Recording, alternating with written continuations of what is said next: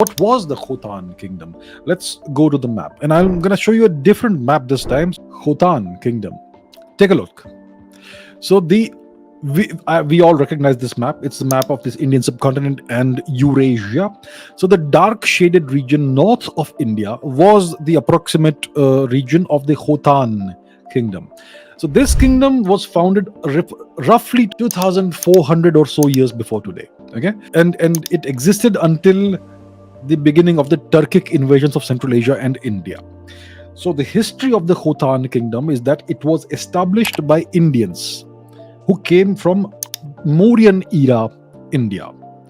So the greatest emperor of the Mauryan Empire was Ashoka, Emperor Ashok, who was one of our greatest emperors in terms of power. And in terms of the fact that he unified the entire subcontinent under one under his political dominion. So Ashok was one of the greatest of the Mauryan emperors. He had multiple children. We obviously know about Mahendra and Sanghamitra.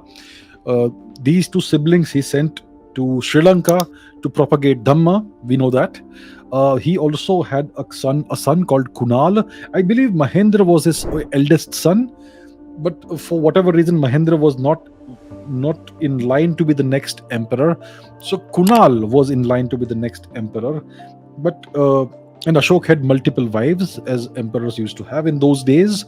So one of his wives, who had a different son, was jealous of Kunal. She wanted her son to be the emperor, and she caused Kunal to be blinded. And obviously she would not have done it herself. A number of people who were in her employment would have done that. So Kunal was blinded, and because of this he could not become the emperor. So eventually Kunal's son Samprati, who was Ashok's grandson, became the next emperor. Now the people who blinded Kunal, obviously it would not make Ashok happy that his son, the crown prince, was blinded. So apparently the story goes, we're not sure if it is entirely true, but the story goes that these people, these high-ranking people, were expelled out of India, north of the Himalayas, and possibly it was they who founded the kingdom of Khotan, or maybe it was somebody else. But what we know is that Khotan was founded by Indians from Mauryan-era India, and then it flourished for a very long time until the Turkic invasions of Central Asia and India, which destroyed all traces of Buddhism, Hinduism, and Indian culture and presence from Central Asia. So that's how the kingdom of Khotan ended. And Khotan, Khotan produced many scholars and all that. For instance, there is a very famous scholar who was of Indian origin, but who spent his life in China. His name was Kumar Rajiv.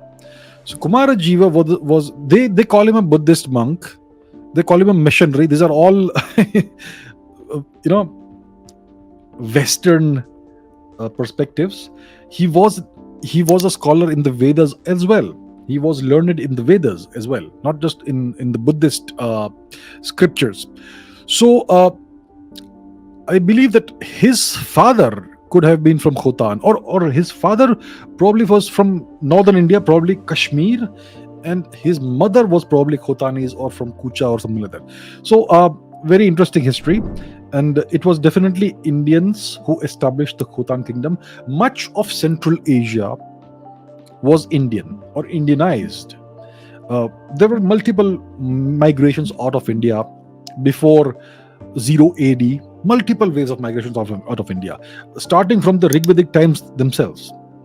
And these people who went out of India established Indianized kingdoms all across Central Asia. And they kept track of their lineage and all that, and many of them claimed descent from Lord Rama and various other great rulers of India. And it was all of this was the Indian presence in Central Asia was destroyed, eradicated, wiped out by the Turks, the Turkic invaders, who destroyed all traces and vestiges of Indian culture and genetics to some extent from Central Asia.